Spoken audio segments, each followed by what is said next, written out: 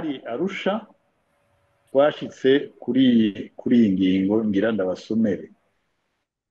Mhm. Ndayisoma mu gifaransa ariko ndaza kuyisubiramo mu kirundi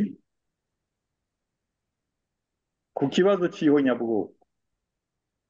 Néanmoins, sans préjudice des résultats des travaux de la Commission d'enquête judiciaire internationale et de la Commission nationale pour la vérité et réconciliation, qui doivent être établis en application du protocole 2 du présent protocole, afin de faire la lumière sur les phénomènes en question, les parties avec ES, Yoter. Mhm.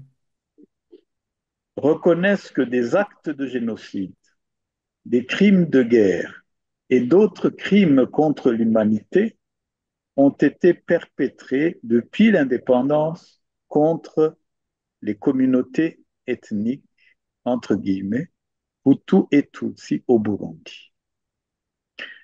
Murumva rero nta woja mu bashyize umukono ku masezerano kuza guharira ngo habaye ibi n'ibi n'ibi n'ibi. Twarabishyize ku mukono. Ni kubera ko abantu baguma baza kubigarukako kandi twarumvikanye yuko ivyo vyabaye tubishinze komisiyo zibiri zitegerezwa gukora. Commission nationale pour la vérité et la réconciliation, uriko twavuga tuti ivyabaye twarabibonye twarabyumvise kuko umwe wese aje agira plaidoirie ku vyamushikiye kandi birumvikana. Tambona impara arabivuze ati uwo wese yoba yarababaye afise uburenganzira bwo gushikiriza ububabare bwiwe bwo kurega abanaba, ariko ubutungane nibwo buheza bugashinga intahe. Nta yindi nzira twashatse niyo nyene. Urumva izo komisiyo zibiri zaragiyeho, hariho mu masolution twatanze ku bijanye n'ivyo bibazo no gusubiza hamwe kw'abarundi, iyo ntumbero irahari. None izo Nivyo komisiyo novuga ku kibazo ubajije, izo nta komisiyo kindi. zarigeze zijaho zishirwaho. Tumaze gushika muri transition hariho calendrier twari twashizeho kuko nari muri komisiyo yari ijejwe gucungera ishyirwa mu ngiro ry'amasezerano y'Arusha CSA. Twarashyizeho ikirangamisi. Muri ico kirangamisi ku bijanye na Commission internationale d'enquête twasaba yuko hatarenze ukwezi perezida yategerezwa kurungika ikete muri Nations Unies usaba yuko iyo Commission internationale d'enquête yoza mu Burundi. Tugasaba yuko leta hatarenze amezi 6 iyo Commission vérité réconciliation nayo nyene yategerezwa gushirwa mu ngiro. Ariko ivyagenze uko, ubwa mbere ku bijanye na Commission internationale d'enquête, Perezida Buyoya yaratevye arayandika arayirungika mu 2022 ararungika iryo kete ryaragiye. Commission vérité réconciliation ntaho bigeze bayishyira, haba ku kiringo ca Perezida Buyoya haba ku kiringo ca Perezida Ndayizeye. Hariho ku gihe ca CNDD-FDD niho bashyizeho itegeko ariko batarashyirako abantu. Byafashe iyindi myaka kugira ngo iyo komisiyo ya mbere yarongowe na Musenyeri Jean Louis Nahimana ishigwaho, ariko nayo vyarayigoye gukora kubera uburyo, kubera na leta itabifashamo. Nivyo novuga vyabaye. Iyo commission d'enquête internationale haratumwe ko ayandi makomisiyo, kuko hari abavuga yuko ijya raporo ya mbere itashitse muri Conseil de sécurité yarashitseyo. kandi muri iyo raporo ya mbere ibintu novuga nyamukuru bashimishije ko abagize ijya enquête ya mbere byari ibintu bitatu: établissement des faits.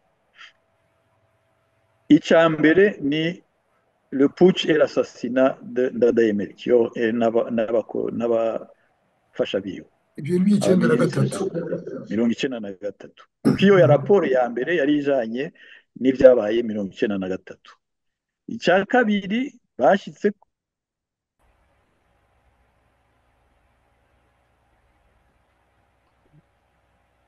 yuko ku Batutsi ariko badashoboye kumenya niba abatwara Frodebu muri icyo gihe babigizemo uruhara. Icya gatatu kijanye na 72, naho nyine hariho article ivuga neza ati nihaba competence internationale, ni ukuvuga Nations Unies bemeza yuko haza commission irenga l'établissement des faits ikaja muri accusation ikaja mu enquête y'ukuri, ntibaze bibagire kuraba n'ibyabaye muri 72, kuko amatwi abasumira ko babivuga nuko habaye ibintu bisa nk'ibyabaye muri 1993 byerekeye abava mu bwoko entre guillemets bw'abahutu. Nivyo bihari ibyo bitatu, iyo raporo nivyo yashize imbere. Rero mu gihe iyo raporo imaze gushika muri Conseil de sécurité, harabaye ingingo zafashwe, hari kuri Kofi Annan yararungitse amakomisiyo atatu aza kuvugana na leta yari ihari CNDD-FDD ukungene commission d'enquête yoshigwa mu ngiro na commission vérité réconciliation. Mu ntango basabye yuko kubera ibi bibazo birengeye abarundi ko muri izo komisiyo uko ari zibiri boshiramwo abanyamahanga bakaza kubunganira, hakazoba naho nyene tribunal penal international mu gihe iyo commission d'enquête sur les actes de génocide, les crimes de guerre et les crimes contre l'humanité yo kwerekana yuko habaye ubwicanyi bw'agahomeramunwa n'ubwicanyi bw'ihonyabwoko. Ayo makomisiyo atatu yaratanze amaraporo, ayatanga no muri Conseil de sécurité, ariko bamaze gushika rero kubishyira mu ngiro, leta yarasabye ko haba une commission tripartite. Iyo commission tripartite yari leta, yari société civile, yari na Nations Unies. leta ya CNDD-FDD Iyo komisiyo yarakoze kandi ikora nk'imyaka ariko leta ya CNDD-FDD yego cyane. N'uwarongora komisiyo ya leta yari Ntanyungu Festus, secondé par Madame Ngenahayo François. Abandi muri société civile mushobora no kubaza nkaba Nibizi Eulalie n'abandi ushobora kubwira aho bari kumwe. Rero iyo tripartite bayita tripartite yarakoze, yaragize n'ama-enquête mu gihugu hose kugira ngo bumvirize abanyagihugu icyo bifuza kuri justice transitionnelle, resultat bifuza ko zobunganira. Bose baravuze icyo bifuza. Iyo raporo irahari, woyishaka nazo narashoboye kuyironka, iratomoye neza cyane ku cyo abarundi bashaka. Ariko bimaze gusohoka niho CNDD-FDD yiyonjororamo iravyanka, ntabwo justice dushaka. Barahindura Musenyeri Jean Louis bashyiraho rero komisiyo ya Ndayicariye rero aratumbereza neza iyo CNDD-FDD ishaka ubutungane bwayo. Nivyo byabaye, nivyo tuzi, twasomye, twumvise, kugira ngo abarundi bamenye yuko iyo ubwo butungane dushakira kuri bose, twashakira kuri bose mu masezerano y'Arusha, bwarahindutse kandi bihindurwa na CNDD-FDD ku mvo za politike itashemeye, koko atari politike y'igihugu, ari politike y'umurwi wifuza kumbure mu mipango yabo, mu biharuro byabo, kuguma ku butegetsi baciye ku binyoma no guhengama mu ntwaro no muri byose.